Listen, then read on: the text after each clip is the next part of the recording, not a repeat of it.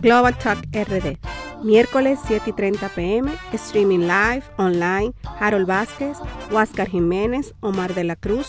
Global Talk RD. Miércoles 7:30 p.m. Streaming live, online. Global Talk RD. Omar de la Cruz. ¿Cómo usted considera este fenómeno del esteroide? Primero, no es nuevo, siempre ha estado ahí. Lo que pasa es que ahora son más rigurosas las pruebas antidopaje que se están haciendo para poder detectar el problema. De hecho, es una cultura de muchas academias, no digo de todas, porque esto, Dios gracias, en el país se ha organizado muy bien. Y ya son academias certificadas las que estamos teniendo en el país. Y de hecho nos hemos vuelto una meca para que de otros países manden talentos aquí.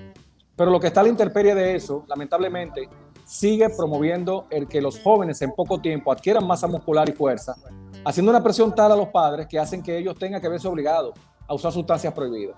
Las consecuencias están ahí. Son jóvenes que se lesionan más. Son jóvenes, por ejemplo, que tienden a tener problemas de agresividad. Otra cosa importante es que es muy obvio y evidente el cambio de sus cuerpos en meses con respecto al uso de esteroides. Y obviamente también hay un gran problema a nivel articular y muscular en lo que es el rendimiento de estas personas, incluso como seres humanos a nivel social. Omar de la Cruz. ¿Que serían beneficiosos para el desarrollo o simplemente no podemos utilizar ningún tipo de esteroides? No a nivel competitivo legal, me explico. Los esteroides tienen mucho daño en personas porque hay una deslealtad en referente a la competencia entre, por ejemplo, en condiciones de igualdad. Yo estoy adquiriendo una potencia prácticamente atmosférica con respecto al uso de sustancias y entonces eso va en contra de lo que es el sentido ético del deporte, que es la competitividad, que debe tener una comparación real, no en base a una ayuda ergogénica de ese tipo. Eso por un lado. Por otro lado está el problema, recuerda, de que estas sustancias normalmente no son de venta legal abierta, sino que se usan en el mercado negro. Muchos de esos jóvenes ni siquiera saben lo que están utilizando. A propósito de lo que dice, de lo emocionante de los jonrones. Sí, señores, claro. La gente que estaba haciendo eso de manera legal, de manera plena. Usted sabe la brega que da 30 jonrones, que me han dicho beisbolistas profesionales que han estado ahí, 30 jonrones. Y tú tienes un individuo dando 50, 40, óyeme, deprimente. Y luego enterarte que esa persona estaba usando sustancia prohibida, óyeme, es muy desleal el asunto. Huáscar Jiménez. Básicamente como que incitan a los mismos deportistas que consuman sustancias porque es muy difícil mantener un nivel de rendimiento óptimo con tanta exigencia, ¿no? Mira, lo que ha pasado en los deportes, la gente no tiene idea de a dónde puede llegar una persona si tiene la preparación correcta. Entiendan esto, la mayoría de esos ciclistas están desde los 8 años montados en una bicicleta. No es casualidad. Miren dónde está el problema. Es un problema de régimen de consecuencias, como muchas otras. Cuando se acuerdan de Lance Armstrong, cuando empezó el problema de que se empezó a sospechar, desde el tercer triunfo de él, había sospecha de que algo no andaba bien. La frustración fue el colmo ya con la quinta justa que él ganó, porque era un grito a voces, un secreto a voces, que él estaba usando sustancias y los demás competidores, pónganse en el lugar, señores, de los demás competidores, viendo cómo este señor viniendo de atrás dejaba hasta 5 cuerpos de ciclistas detrás en sus sprints, diciendo, pero ¿cómo esto es posible? Tipos que tienen una vida entrenando en condiciones más adversas que las de él, como estadounidense. O sea, ¿cómo esto era posible? O sea, es el régimen de consecuencias. ¿Qué pasa con este señor, con Lance? Y digo este señor porque fue una vergüenza para el deporte. Por eso hago el diminutivo de esta explicación. Óyeme, ese señor le quitaron todos los derechos, todas las firmas. Pues ese hombre anda ahí. Ese hombre debió ir a la cárcel, Dios que me perdone por lo que estoy diciendo. Porque los demás, o sea, señores, hubo gente que se retiró viendo a Lance Armstrong ganar el Tour, que dijo, yo no doy más, yo no puedo con este señor. Y luego tú enterarte que era por un tema de dopaje. O sea, te pongo un solo ejemplo, y eso puedes traspolarlo a todos los demás deportes. Pero lo que es la memoria deportiva, que se llama así a nivel de actividad física, de una persona que tiene esa edad deportiva entrenando, créeme que puede hacer eso y más, pero no en esos récords que se estaban registrando. Y todos, o casi todos, tenían un componente de doping positivo. Así. Entonces, en ese sentido, doctor, ¿por qué nosotros tenemos un hábito de consumo que ni siquiera es acorde a nuestro clima? Sí, fíjate, aquí hay una transculturación alimentaria. Cuando digo transculturación, quiere decir que aquí se copia, como bien dice, muchos modelos de comidas de fuera. Pero realmente lo que aquí hay, eso es un nombre que me inventé yo, no lo pueden buscar por ahí. Aquí hay un complejo gastronómico muy fuerte. Complejo gastronómico. ¿A qué me refiero? La comida neta dominicana es de las más saludables que existe. Te voy a explicar por qué. Este no es un país productor de trigo y lo que más se come es pan. Este es un país productor de víveres. Y aquí hay gente que no sabe lo que es una cepa de apio y lo que es una yautía. O sea, yo siempre he dicho que las autoridades deberían hacer una campaña para que la gente conozca la gastronomía local, pero no solamente que se conozca, sino que se convierta como un modelo que anda promocionándose, que espero se llegue a concretar, que es marca país. Nuestro alimento debe llegar a un punto de marca país. Que la gente sepa las propiedades de la yautía, de la cepa de apio, del pan de fruta, de nuestros molondrones, de los diferentes granos que producimos, es rica. Si tú ves un plato de arroz, habichuela y carne, por ejemplo, es un plato completo si equilibras la proporción de arroz que le tapa la cara al que se la está comiendo. O sea, si tú equilibras eso con respecto a los granos que son esenciales, los cereales, pero de ese tipo. Pero aquí hay muy poco apoyo a lo que son los productores locales de los víveres. Nuestras aves, y además está decirle a ustedes que somos una isla que vive de espaldas al mar y por eso hay más pollo que pescado. Sí, claro. Cuando yo hablo de complejo gastronómico es que aquí solamente hay 3 chefs, me voy a reservar el nombre, pero aquí hay solo 3 chefs que son promotores de las comidas locales. Una dama que nos representa y 2 chefs que están acá. Usted va a un restaurante en este país de lujo y salvo rarísima excepción, usted se va a topar con víveres. Hay de todo en el menú, pero nada. Tú frito nada más. Oye, frito. Yo quiero un plato de arroz, habichuela y carne en un restaurante fino y te miran de arriba abajo. Omar, cuando yo tengo invitados, yo recibo profesores y gente de universidades de fuera. Tú sabes que hay niveles de público que te visitan. Hay gente que yo lo puedo llevar a cualquier sitio, pero hay un nivel de público. Cuando yo voy a otro país, antes de decir la respuesta que le dije a los amigos que vinieron a visitarnos, ¿qué es lo primero que ustedes dicen? Yo quiero comer comida local. ¿No es lo que ustedes dicen cuando salen de viaje? A un país. Claro. Pues lo mismo que nos dicen los invitados. Richard, ¿usted sabe qué he tenido que hacer yo? Irme al interior, por ahí, por Bonao. Es un tema cultural, fíjate, no es tan sencillo como decir por qué lo hace la gente. Y tú dirías, bueno, quienes hacen eso son gente ignorante. Pues mire que no. Hay médicos, abogados, ingenieros haciendo esto. Miren, recuerden que la obesidad, aunque muchos creen que están obesos con 8 libras de más, que es un error también, la obesidad es una enfermedad. Y esas personas le están ofreciendo una cura. En algunas personas funciona, en otras no. Entonces usted compra la cura. Y más dependiendo de la plataforma, porque todo depende de quién lo diga y de qué plataforma lo diga. El problema es que en la actualidad esto ha llegado a un punto ya realmente que nos tiene muy asustados. Y cuando digo nos tiene muy asustados, me refiero a la sociedad Aspen y Espen, que es una sociedad de nutrición europea y estadounidense. Yo soy parte de ambas y estamos muy preocupados por lo siguiente. Por ejemplo, este tipo de metodología era muy clandestinas anteriormente.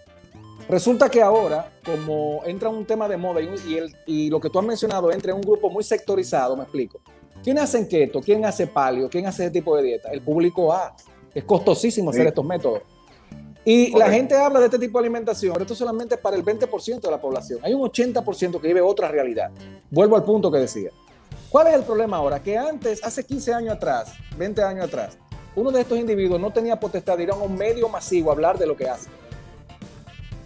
Y ahora, por un tema de seguidores que tienen estas personas, que tienen normalmente muchos seguidores porque crean una plataforma digital monstruosa, a nosotros los médicos casi no nos sigue nadie. En medicina tenemos una máxima que quien investigue y ve paciente no puede estar en el medio. O sea, tiene que estar en eso, no puede estar tirándose una foto con cada plato, no podemos.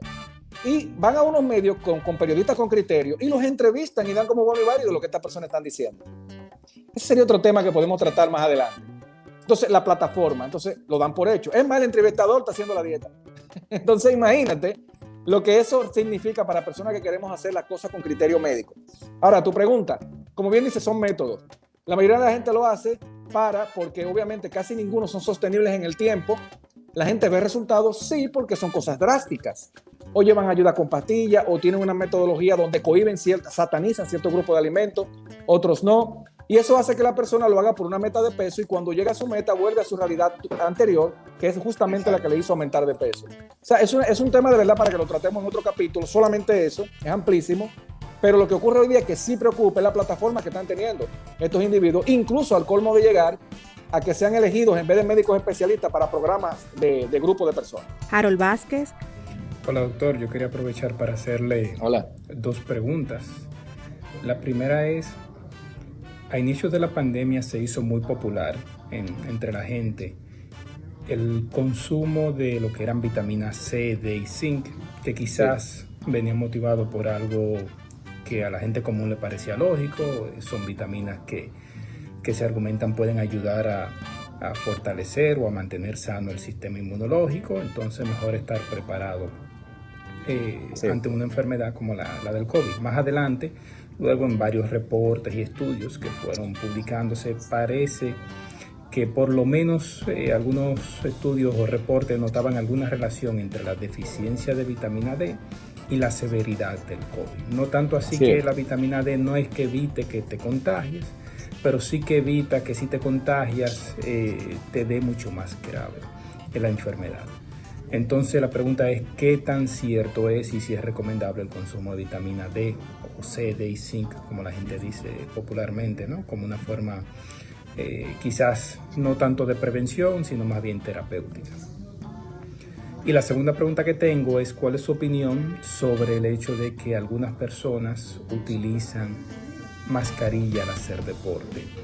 Sobre todo personas, usted trabaja mucho con personas como un nutricionista que es nutriólogo, trabaja mucho con personas que hacen deporte, especialmente personas que hacen maratón, ciclismo, hacen triatlones. Entonces es muy común, o es común hasta cierto punto uno encontrarse personas que corren incluso en los parques con mascarilla o en los gimnasios, por ejemplo, levantando pesas, haciendo pesas con las mascarillas. Entonces, ¿qué tan saludable puede ser eso, dado por la limitante de oxigenación que hay cuando uno la tiene? Harold Vázquez. Sí, fíjate que lo que comenta Harold va en la línea de lo que hablaba Omar, fíjate, pero él tocó un punto importantísimo que es el de la vitamina D, y si quiero tener un pequeño espacio para explicar lo que pasa con esto. Decía que el sínodo mineral es un oligoelemento, disculpen, entra en grupo de minerales, pero se denomina oligoelemento. Miren qué ocurre con la vitamina D. Primero, la vitamina D ya no es una vitamina, es una prohormona. Por todas las funciones que se ha descubierto que tiene la vitamina D, principalmente en las dos líneas de defensa del sistema inmunológico. ¿Qué pasa? Que también hay una relación, así como te dije, el que tú tengas una megadosis de esas vitaminas previo no te va a ayudar. Ahora, hubo una relación a mayor gravedad en UCI, en aquellos pacientes que tenían la vitamina D baja a la hora de infectarse de coronavirus. Es una realidad. Pero él dijo algo también muy importante. La gente tuvo la percepción de que teniendo un sistema inmunológico fuerte podían evitar infectarse del virus. No. Lo único que hasta ahora ha funcionado para no infectarse del virus es tener la mascarilla y mantener el distanciamiento. Nada lo previene. Ahora, la condición de salud en que te encuentre el virus, claro que tiene que ver con el resultado de cómo tú soportas la virosis. Y la vitamina D tiene un componente esencial en todo lo que tiene que ver como promotor y preventor de enfermedades, sobre todo infecciosas, porque es uno de los principales fortalecedores del sistema inmunológico. La otra pregunta que él hacía con respecto al tema, por ejemplo, de la mascarilla y el uso en la actividad, la mayoría de los estudios que hizo el Colegio Americano de Medicina Deportiva, a propósito de un reporte que hizo en el 2020 la OMS diciendo que era incorrecto usar mascarilla para la actividad física, lo que no aclaró fue, y luego lo aclara justamente en marzo de este año, en otro de los estudios que hizo la Universidad de Illinois, donde explican, y ellos lo aceptan como bueno y válido, que depende de la intensidad del ejercicio. Me explico. El uso de la mascarilla dificulta en un 4% el intercambio gaseoso. Recuerden, el oxígeno se mide en mililitros. Si usted inhala 10 milímetros de oxígeno, estamos hablando, 10 mililitros de oxígeno, perdón, de que usted solamente estaba captando literalmente el 7 al 6% de la cantidad inhalada, dependiendo de la mecánica respiratoria que usted tiene. Traduce eso, Richard. Miren, lo que se estila con mascarilla en lugares cerrados es que usted haga una actividad bajo impacto, no tan intensa, porque si acelera la respiración te va a afectar en un 4% la respiración. Sin embargo, usted mismo haciendo ejercicio al aire libre, se habla de que si mantiene la distancia de 1 metro, usted puede tenerlo hasta sin mascarilla, porque es un parque, un aire abierto, y nunca detrás del corredor que va adelante, sino de manera lateral. Para si este estornuda o respira muy fuerte, las gotitas, que hoy sabemos también, afectan en forma de aerosol, no te afectan. O sea que la pregunta, sí está permitido usar mascarilla en lugares cerrados, como los gimnasios, por ejemplo, que Dios gracias ya están abiertos, pero, ojo con esto, ya es aéreo, si mantiene la ventilación adecuada y mantiene el distanciamiento de 1 metro, con una actividad que mientras la hacen, pudieran mantener una conversación. Mira, eso ha sido un gran logro de la comunidad LGTB y los transexuales, sobre todo, de poder, incluso, ya entiendo, a nivel del Comité Olímpico se abrió a que sí. El problema lo tienen ahora mismo los fisiólogos, y las diferencias que puede haber marcada con respecto a características musculares y de estatura y de velocidad, como bien dices, a la hora de hacer esto. Ahora bien, ¿qué se exige a nivel fisiológico? Es un problema de testosterona. El hombre tiene la fuerza que tiene, obviamente, primero por el nivel de musculatura, pero sobre todo por la cantidad de testosterona que tiene su cuerpo, que es lo que potencializa la fuerza. Se ha llegado a hablar incluso de que, para que tú tengas una idea, tú no te puedas pasar de 10 nanogramos de testosterona en sangre para la mujer. Por ejemplo, para el hombre, que se hace la operación para pasar transexual a mujer, porque obviamente cuando se hace a un lado la parte de los testículos hay menos producción de testosterona, recuerda. pero como quiera, muchos de ellos quedan en 13 y 14 nanómetros por encima. Y eso ya es competitivamente mucho mayor fuerza que una mujer con la que él compita. ¿Me sigues? ¿No? O sea, sí, jurídicamente y a nivel legal, él puede cumplir con parámetros fisiológicos para poder hacer esto. Pero ¿qué pasa? Básquetbol, por ejemplo. Tú puedes tener un transexual con 2 metros jugando con las mujeres. Con el salto de un hombre que normalmente supera los 6-7 centímetros por encima de la mujer, con mayor potencia, mayor fuerza y un mayor dominio debajo del aro por la fuerza que tiene. O sea, las aristas que hay que buscar aquí son muchas, pero entiendan que ya es una realidad. Y se ha buscado la vuelta y se puede fisiológicamente manejar hasta que esta persona a nivel de hormona, a nivel muscular, cambiando el tipo de entrenamiento, pueda adaptarse. Puede que se hable de posiciones, quizá en fútbol no puede estar como un lateral, sí como un portero, pero eso es una realidad. Ahora hay que ver cómo se posicionan los jugadores y ver cómo los entrenadores hablan de contrato con estas personas. Totalmente. Imagínate tú con, por ejemplo, actividades como esta, actividades, por ejemplo, en el caso de levantamiento de pesas olímpicas, imagínate. O sea, que por ejemplo los pesos que se manejan para el que por el contrario pasó de mujer a hombre, o sea, hay de todo. Es muy difícil que esto ocurra. O sea, que por eso te digo, no todos los deportes van a abrir. Eso yo creo que fue un error de la MMA hacer eso, por ejemplo, con una mujer o un hombre, porque ellos están tratando, no, porque acuérdate que hay un tema también de público y de que estamos viviendo en una sociedad actual donde todo esto es abierto y por qué no darle la oportunidad, pero creo que hay que tener más cuidado y ver cómo resultan los deportes de grupo primero para luego pasar a la parte individual y crear una ejemplificación con deportes mucho más llevaderos, me refiero a fútbol, ¿por qué no básquetbol? Fíjate que en el caso de mujer-hombre, por ejemplo, es recientemente que tenemos mujeres como árbitro en fútbol y en básquetbol, ¿eh? O sea, antes era inimaginable en los 80, en los 70, una mujer tocando un pito en un juego de la NBA, o sea, y todo eso se está dando. Y eso también va a llevar a que la comunidad LGTB pueda también introducirse poco a poco en las diferentes actividades. Sí. En estas disciplinas que son los videojuegos, ya están contando con un equipo de profesionales en el área de la medicina, de la nutrición y fisioterapeutas para que le acompañen la preparación física de estos jóvenes. Así es. De hecho, ya lo que más se trabaja en los jóvenes que trabajan con juegos electrónicos, esto no viene de los juegos electrónicos, viene de los niños que en lugares como Israel trabajan con el sistema de defensa antimisiles. No sé si sabían. Sí. Sí.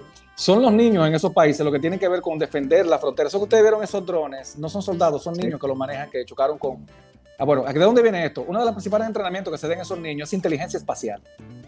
La inteligencia espacial consiste en que cuando tú tienes todo el tiempo frente a una pantalla, tú pierdes los arcos de visión de los lados y eso se practica afuera con entrenamientos como los pilotos de Fórmula 1. Los pilotos de Fórmula 1 se entrenan más en electrónico que en el carro. Sí, no sé si sabían eso. Entonces, se le da entrenamiento de fuerza, de equilibrio y de atención, porque si se distraen, pierden. En el caso mayor, un Fórmula 1 se mata en el acto. O sea, si no tiene...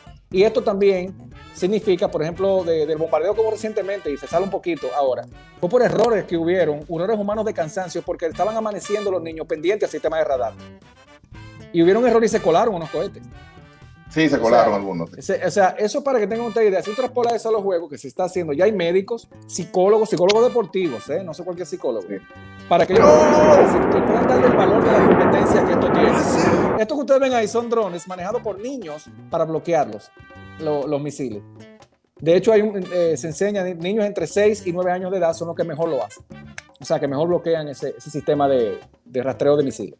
Y lo mismo está ocurriendo. Entonces, esos niños tuvieron que ser entrenados, primero para que lo vieran como un juego y después para que psicológicamente entendieran que ellos están protegiendo el país. Fíjate, son niños, ¿eh? Y esto en el caso de los adolescentes, que son la mayoría de los atletas que están haciendo esto. Recientemente ganamos el torneo, creo que fue de baloncesto, ¿no? A nivel internacional, nuestros jóvenes que juegan a nivel electrónico y son unos desconocidos. Pero a nivel internacional son famosos, la mayoría de ellos, porque tienen también muchísimos seguidores. Bueno, aunque te parezca increíble, no solamente la escuela de fútbol, ni las escuelas de béisbol, ni las escuelas de fútbol, ni de básquetbol tienen nutricionista ni médico. Imagínate.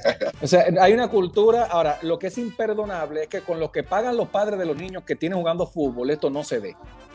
Porque, oye, para que te rías un poco, yo trabajé en lo que es el manual de nutrición del Barça. Del Barça, de verdad. Qué bien. Sí, sí. Yo y un grupo de colegas trabajamos en eso. Una de las mejores escuelas de nutrición en medicina deportiva la tiene el Barça y el Real Madrid. Fíjate. Pero y en esos países sí tienen nutricionistas y todo lo demás. Entonces, por ejemplo, tienen sucursales acá y no tienen un equipo en eso. Y no quiero referirme solo a esas dos escuelas. Ninguna escuela, ni de béisbol, de la que usted ve aquí, tienen un nutricionista. Y le he dicho a gente que se ha puesto en eso, contraten un nutricionista, ténganlo ahí, un nutricionista deportivo, que evalúe a esos niños. Salvo rarísimas excepciones, tienen estos servicios.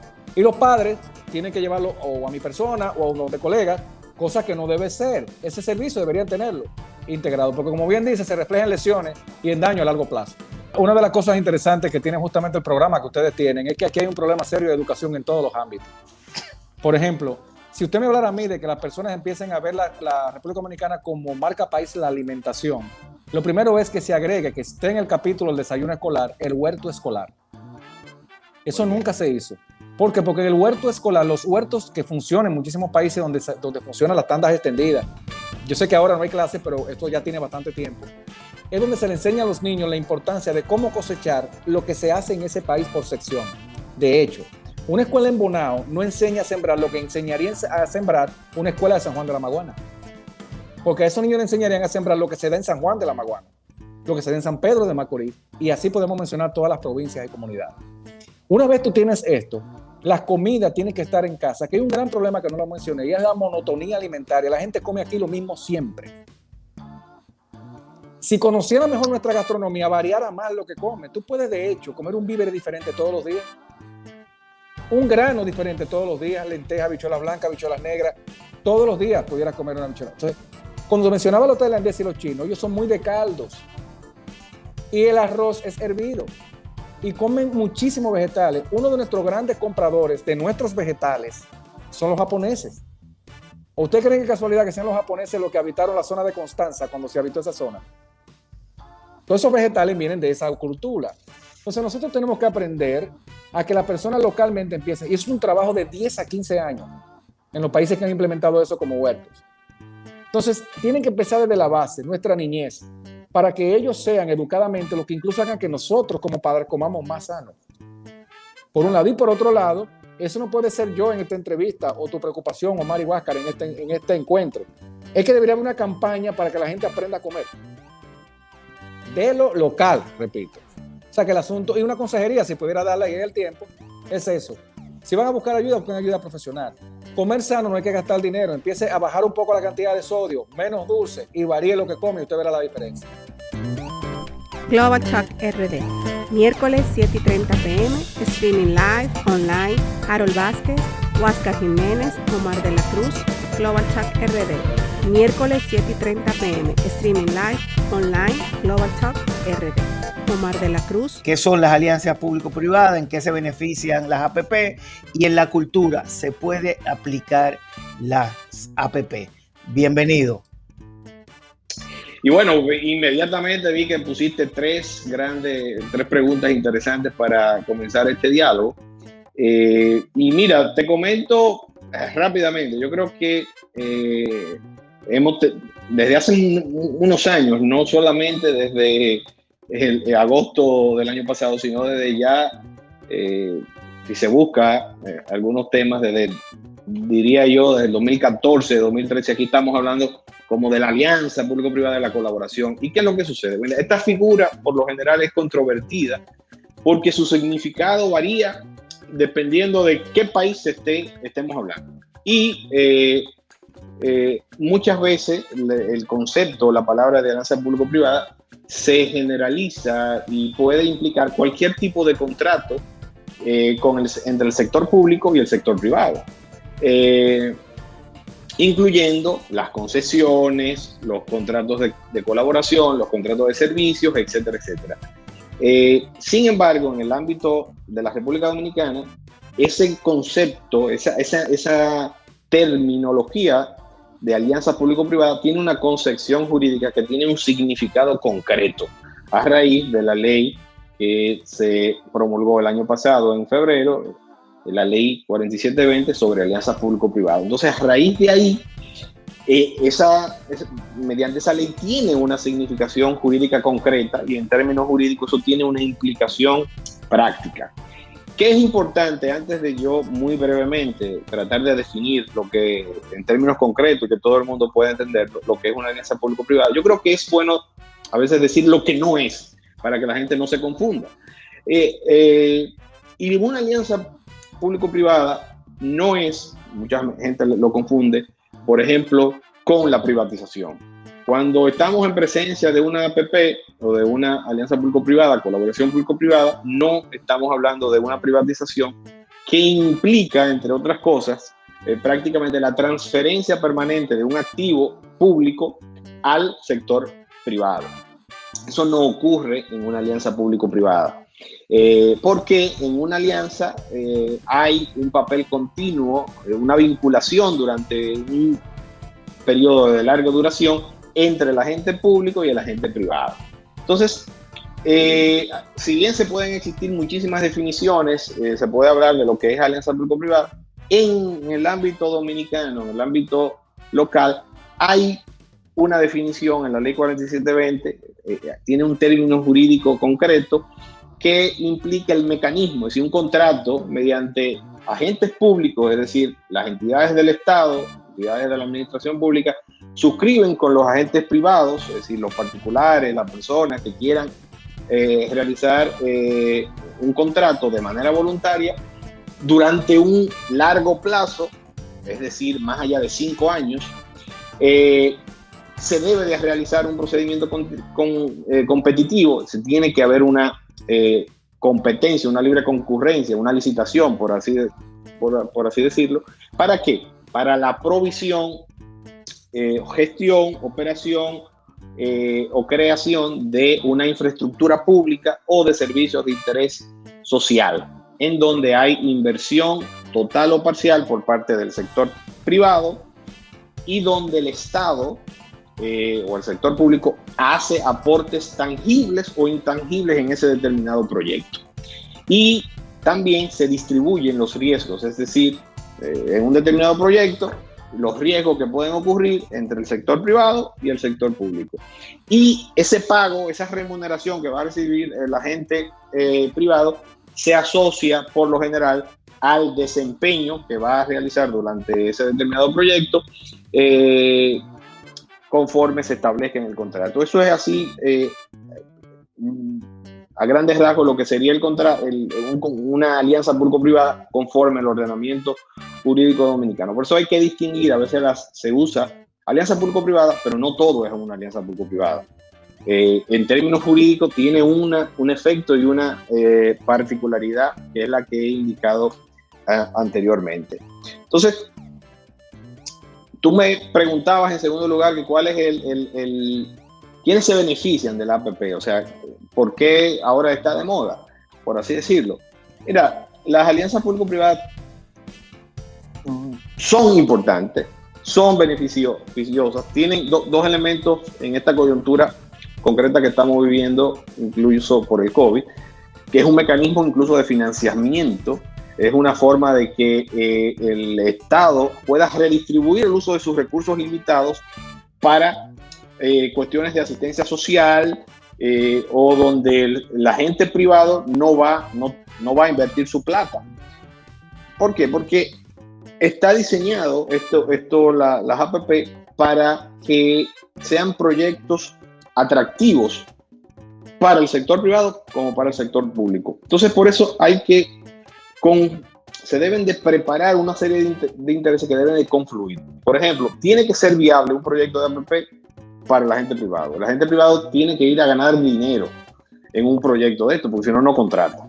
Es lo primero. O sea, tiene que ser rentable o factible, pero tiene que ser viable para el gobierno. El gobierno no puede tampoco no recibir un beneficio tangible de un determinado proyecto, ya sea en reducción de costos de mantenimiento, por decir un ejemplo, entre otros elementos. Tiene que ser viable para los usuarios, es decir, todos los ciudadanos que se van a beneficiar, por ejemplo, de la infraestructura, del puerto, del aeropuerto, del servicio que se esté prestando, cual que sea, y tiene que, y ahí se confluyen esos intereses, ser de interés social o interés público el proyecto que se esté realizando. Y con eso, esos aspectos, ustedes pueden ver que no todo entra dentro de esta definición, es decir, no todo proyecto entra dentro de esta definición. Por eso hay que saber analizarlos, saber verlos, saber estudiarlos para determinar cuándo es factible utilizar esta figura contractual de la alianza público-privada. Y finalmente, la última pregunta, si es posible realizar una APP en cultura. Sí, la respuesta, pero hay que saber cómo estructurarla. Por ejemplo, Todavía estamos, esta es nuestra primera generación de alianza público-privada. Ya en otros países están por la cuarta, quinta generación, etcétera. Pero en proyectos, por ejemplo, de herencia cultural, en proyectos de manejo de parques naturales, de museos, usted puede hacer una alianza público-privada para gestionar todos estos aspectos culturales, obviamente bien diseñado, determinando cuál va a ser la viabilidad del sector privado, cuál va a ser la viabilidad del sector público, cuál va a ser el beneficio que va a tener el usuario. Y otro ejemplo, en algunas zonas, revitalización urbana, se puede realizar eso como una forma de preservar el acervo cultural en una zona geográfica, en un barrio, y todo eso se pudiera realizar a través de estos mecanismos, siempre y cuando se lleven los estudios a cabo desde el punto de vista técnico. Yo creo que he contestado así rápidamente tu primera pregunta. Huáscar Jiménez. Bien. Con respecto a tu primera pregunta,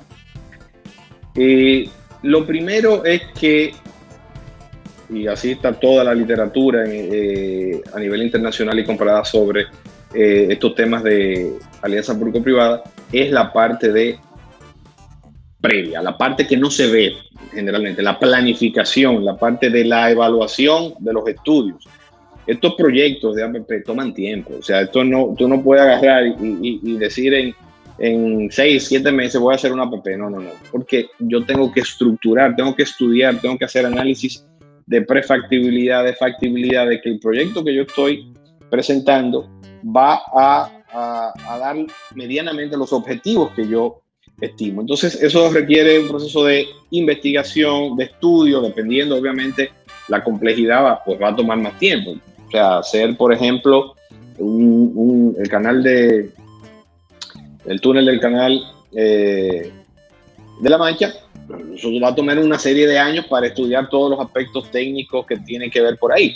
Entonces, primer elemento, la planificación y los aspectos técnicos. Luego, la segunda etapa, este proyecto tiene que ser bancable, tiene que ser financiable. Si usted puede tener un proyecto muy bonito, pero si no se puede ejecutar el cierre financiero, el proyecto no se ejecuta.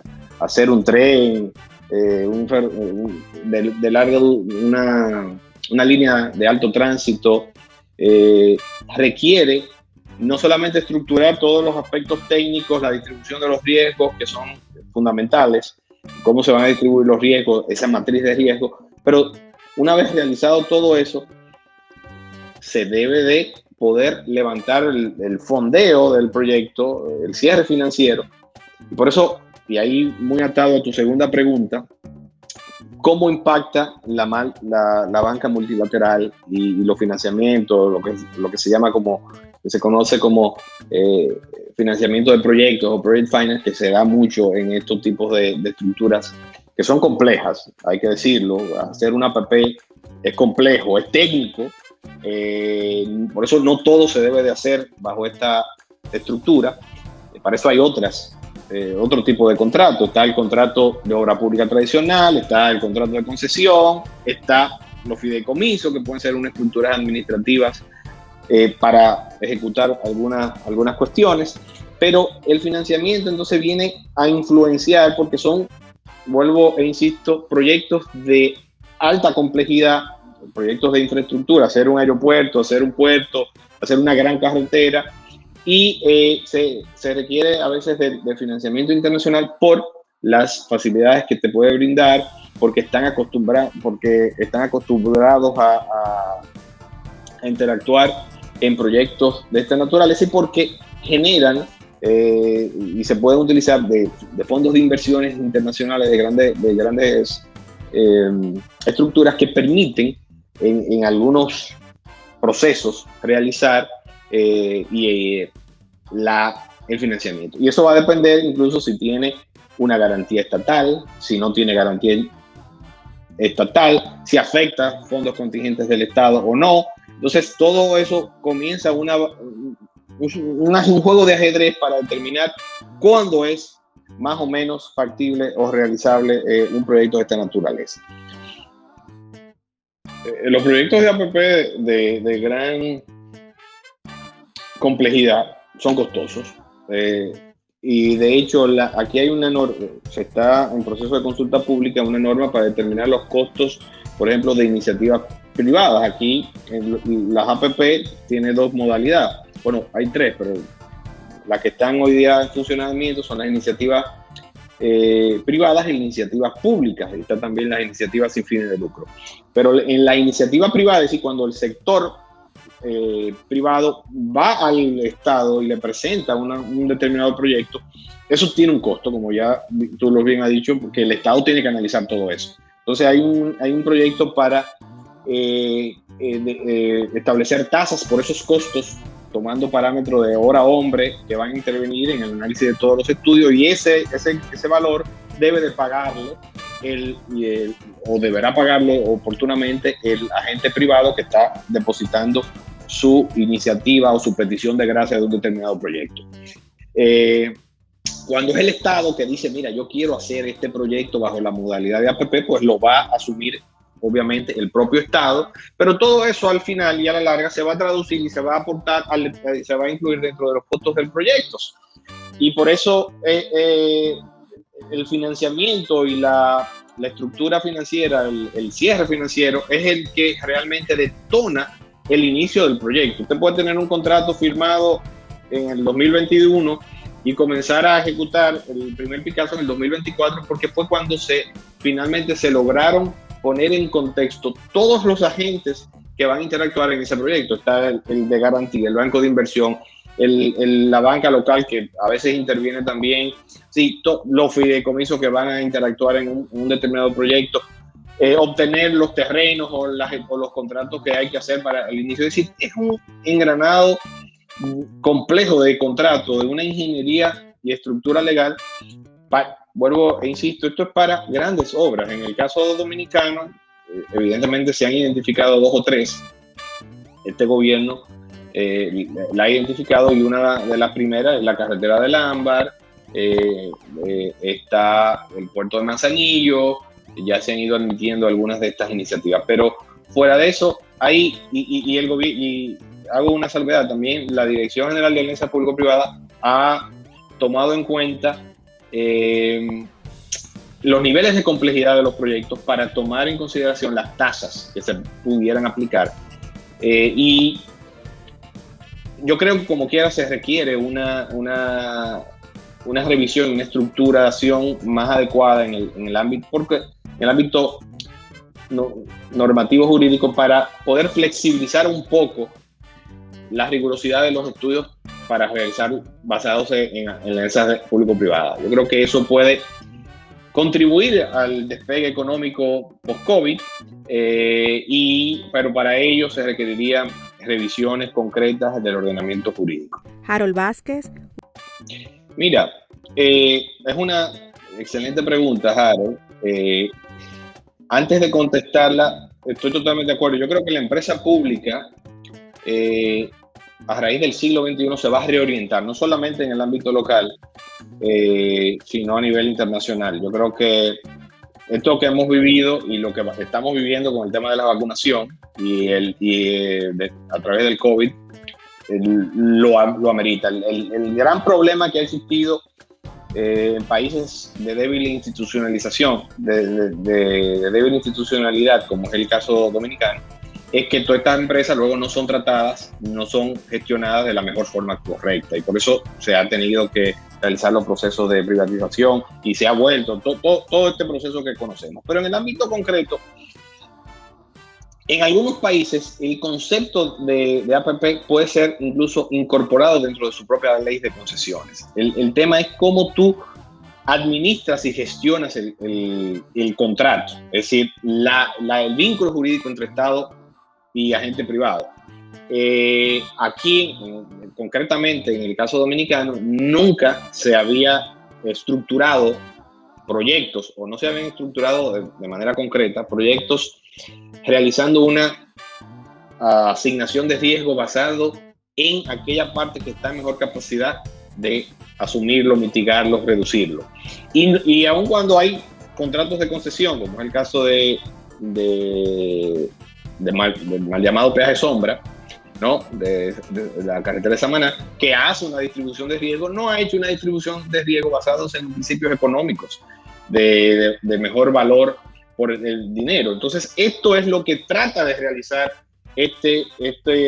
los contratos de alianza público-privada, basándose en un value for money de los proyectos, es decir, dinero de inversión que se va a invertir en el proyecto, cómo yo lo puedo utilizar de la mejor forma desde el punto de vista económico.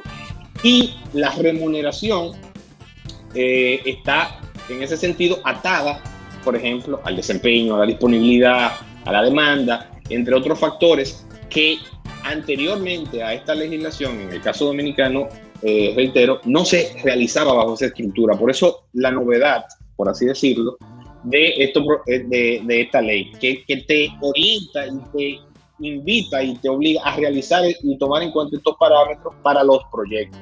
Pero si anteriormente se hubiese hecho un proyecto bajo esta característica, hubiese sido perfecto, no hay cambio. Pero en el caso dominicano no existía. Mira, nada en el término concreto es una panacea. Sí, las alianzas público-privadas no van a ser la solución de los problemas de nuestro país. Tenemos una herramienta y un ámbito normativo regulatorio unísono que anteriormente no existía. Es decir, ya hay, y con unas reglas más claras, tanto para el inversionista como para el agente público. Aquí nosotros hemos tenido por tradición, el agente privado a veces nada más piensa en el beneficio y no ve en la colectividad, y viceversa. El agente público no ve en el beneficio del agente privado y solamente va al Estado a no a aportar, sino a beneficiar. Entonces aquí tenemos que cambiar, tenemos que hacer un cambio cultural de la cosa pública. Aquí no se cuida la cosa pública. Nosotros no tenemos una cultura, una costumbre de entender que esa carretera, esa infraestructura está ahí, yo tengo que cuidar de ese parque olímpico, no se cuida, ese museo no se cuida, no se ve que es de uno. Entonces hay que hacer un cambio. Y la alianza, en ese contexto, en ese sentido, bajo el órgano de esta nueva dirección, con una serie de competencias que tiene y evidentemente con una profesionalización que tiene que haber y una gestión. Es decir, no es firmar el contrato, es gestionarlo. ¿Cómo se van a ir mitigando los riesgos? Porque una situación no explota de la noche a la mañana. O sea, nosotros, un tema de disponibilidad de la demanda en una carretera no explota de la noche a la mañana. Eso se va generando en el tiempo. Y para eso se deben de activar los controles, los mecanismos de mitigación, que ha sido lo que nosotros no habíamos tenido. Recuerden que nosotros tenemos nuestra primera ley de contratación pública concreta en el año 2006. Es decir, anteriormente eran contratos de grado a grado, habían otras leyes anteriores pero no había una cultura de contratación pública. Entonces, todo esto es necesario, este marco normativo es necesario, pero si no hay una voluntad política, privada, de los usuarios de hacer un cambio de general en el uso de lo que es la infraestructura pública y los servicios de interés social, los servicios públicos, esto no va a quedar bien. Y si no comenzamos a hacer los primeros proyectos bien estructurados, esto va a hacer que el ecosistema se debilite y que la confianza de todos los sectores públicos, privados, los usuarios, no tenga efectividad. Entonces, es un sinnúmero de cosas que pueden salir mal, pero yo creo que la ley es necesaria, el impulso es necesario, tenemos cierta voluntad tanto de los agentes públicos como de los agentes privados para tratar de que sean proyectos efectivos y que en un contrato de larga duración, usted sabe que lo va a tener que renegociar, porque usted un contrato de 20, 30 años no se va a mantener igual. Entonces todo eso tiene que cambiar la ideología, la idiosincrasia. El sector o los agentes privados requieren una alianza pública con el Estado si tienen esa necesidad. Por ejemplo, usted va a hacer un hotel, por decir algo, usted no necesita necesariamente al sector público para nada. Usted simplemente usted va a interactuar con el sector público porque usted necesita permisología, usted necesita estudios ambientales, etc. Usted quiere abrir un banco, usted no necesita al sector Es decir, hay sectores que evidentemente no requiere la intervención del Estado. Aquí fíjense que dentro de la definición está la aportación de tangibles o intangibles por parte del Estado, porque se necesitan bienes de dominio público, porque se necesita una interacción constante con el gobierno. Entonces ahí que hace sentido la alianza entre el sector público y el sector privado. Y de nuevo, el sector público no puede hacer todo. Eso lo podíamos hacer en el siglo XVII, XVIII, cuando habían solamente 2 carreteras y era en caballo. Pero hoy día necesitamos infraestructura, necesitamos carreteras, necesitamos puertos, necesitamos aeropuertos, necesitamos un sinnúmero de, ahora mismo, la internet, necesitamos más conectividad. Es decir, una serie de elementos que el sector público, como Estado proveedor, no lo puede hacer. Por eso requiere el sector privado también para eso. Entonces, esa es la razón por la cual ambos intereses se fusionan para prestar y satisfacer una necesidad a los ciudadanos. La segunda, y yo siempre digo esto, la contratación pública tiene sentido para hacernos felices a nosotros. Es decir, yo necesito la carretera ¿para qué? Para llegar más rápido a la zona, para que haya una mejor distribución de la comida, de todo.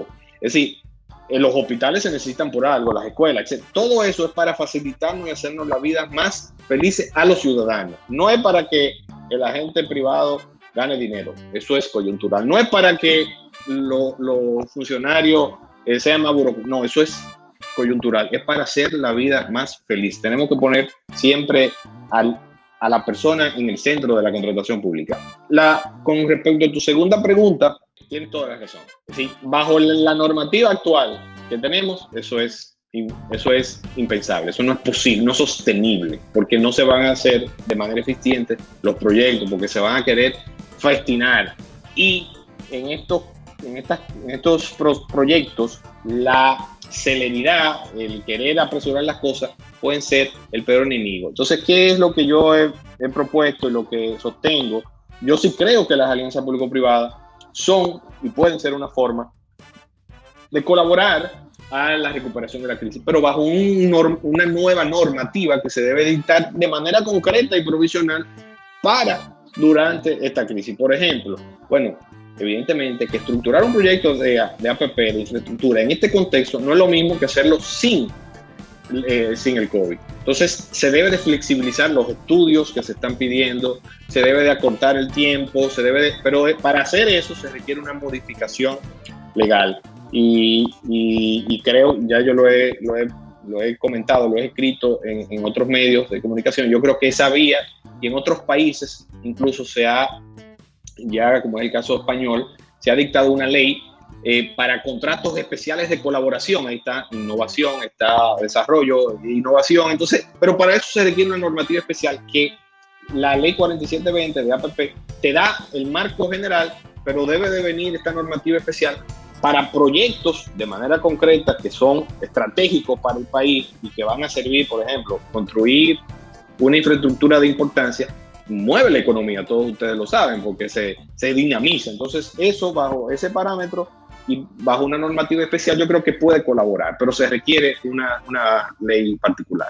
Cuando hablamos de contratación pública y de APP, estamos hablando de intereses económicos. El Estado es la mejor contraparte que hay, porque es la economía más grande en un determinado país, por lo general, salvo excepciones. Entonces, aquí el riesgo de corrupción siempre va a existir. Entonces, uno de los elementos que se trata de buscar es un proceso de transparencia, de integridad, para que todo el engranaje de una alianza público-privado sea lo más transparente, sea lo más íntegro posible, para evitar, evidentemente, ese flagelo que siempre va a estar ahí, que es la corrupción. Entonces, lo que uno tiene que tratar es de buscar la tecnificación, la profesionalización para mitigar y disminuir ese riesgo y establecer, por ejemplo, ya en los contratos hoy día eso es algo que usted no lo va a saber en el momento, pero se establecen ya cláusulas y disposiciones de riesgo por corrupción y se establece que si, bueno, se determina que ha habido algo, como vivimos con todo lo que los países latinoamericanos con Odebrecht, y otros casos en otros países, una consecuencia jurídica ya predeterminada. Entonces, ahí es mitigar ese riesgo de corrupción, evaluarlo, establecerlo, incluso desde los procedimientos de selección o de competitividad. Es un tema complejo, no es algo sencillo. Vuelvo, insisto, debe de ser importantísimo saber elegir cuál es el proyecto para realizar los estudios concretos para poder realizar que ese determinado proyecto se ejecute de la manera más efectiva, más eficiente. Aquí de lo que se trata es, y lo que se ha desarrollado a nivel internacional, es de poder buscar un esquema que no es el absoluto, para eso están muchísimos otros esquemas de contratación, que pueda aprovechar mejor el valor invertido tanto por el sector público como por el sector privado en un determinado proyecto y aprovechar las sinergias entre el sector público y el sector privado que hay. Yo creo que se necesita eso para evolucionar hacia otro estadio a nivel de nuestro desarrollo. Y la renegociación es algo que va a ocurrir y no se le puede tener miedo. Lo que tenemos que ser es transparentes y objetivos al momento de la renegociación y que no hayan renegociaciones oportunistas, es decir, que una de las partes quiera sacar ventaja de manera dolosa contra otra. Yo creo que sí, que dentro de ese año y medio pueden haber algunos. No te puedo mencionar un proyecto concreto porque no conozco todos, incluso he participo en alguno de esos como asesor, pero me parece que sí, que dentro de un año y medio, no el proyecto acabado en su totalidad, evidentemente, puede ser que sí, que hayan algunos que se puedan realizar, principalmente los derivados de contratos de servicio, pero contratación ya de infraestructura en un año y medio no es posible, pero sí avanzando ya con el contrato suscrito y quién sabe si con proyectos concretos de servicio de interés social sí se puedan realizar más rápido. Yo creo que en el segundo semestre de este año se pudieran estar concretizando los primeros contratos o suscribiendo los primeros contratos de APP. Se pueden dar las dos cosas, Harold. Hay muchos ejemplos. Hay más ejemplos de elefante blanco, es decir, y hay estudios a nivel internacional que han dicho que es más costoso a la larga esto que la contratación tradicional.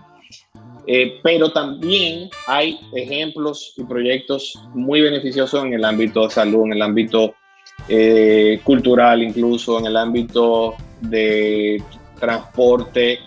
O sea, hay proyectos que se dan. ¿Cuál es la ventaja que yo entiendo que República Dominicana en este contexto vive? Bueno, que hemos visto y están ahí a todas luces cuáles han sido los proyectos fracasados. Entonces yo pienso que tenemos una oportunidad de no hacer eso.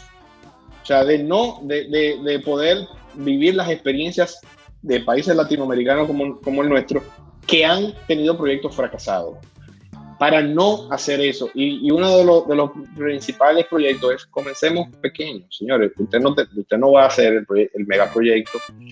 Vamos a hacer proyectos sostenibles, proyectos más concretos, más específicos, más puntuales, para ir familiarizándonos, ir ajustando, para que el ecosistema se vaya generando y genere la confianza concreta. Pero si queremos hacer el primer proyecto, queremos hacer la nueva república, es probable que fracasemos. O sea, la probabilidad de éxito es menor que cuando tú comienzas con un proyecto puntual, concreto, menos ambicioso que querer, qué sé yo, hacer una isla nueva. Entonces, yo creo que tenemos eso, Harold, es una incertidumbre. Yo creo que hay iniciativas, hay buenos técnicos formándose y trabajando en el área, y creo que si vemos los ejemplos que han experimentado otras jurisdicciones, yo creo que tenemos una oportunidad de hacer un cambio, una transformación. Tenemos una buena ley, todo es mejorable, pero en sentido general tenemos una estructura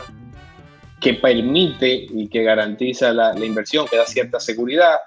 Entonces, tenemos un buen marco jurídico para iniciar. Entonces, vamos a ver cómo se va aplicando. Y la dirección general hasta el momento ha hecho un trabajo encomiable a través de su director ejecutivo, Sigmund Freud, en los primeros meses, la primera dirección. Entonces yo creo que hay que darle la oportunidad a la figura jurídica y ojalá que pues todos los actores públicos, privados y los usuarios intervengamos de manera efectiva para lograr el objetivo común, que es tener un mejor país en sentido general. No, gracias a ti, Harold, Huáscar y Omar, por la invitación y a su orden para cualquier otra cosa futuro, y agradezco también a todos los televidentes. Así que muchísimas gracias, amigos. Global Talk RD es un espacio donde convergen lo social, económico, cultural, la naturaleza, genialidad, promoción de los ecosistemas y de la clase creativa dominicana, teniendo como protagonista el talento. Omar de la Cruz, Huáscar Jiménez, Harold Vázquez. Global Talk RD, miércoles 7:30 p.m. Streaming live, online, Global Talk RD.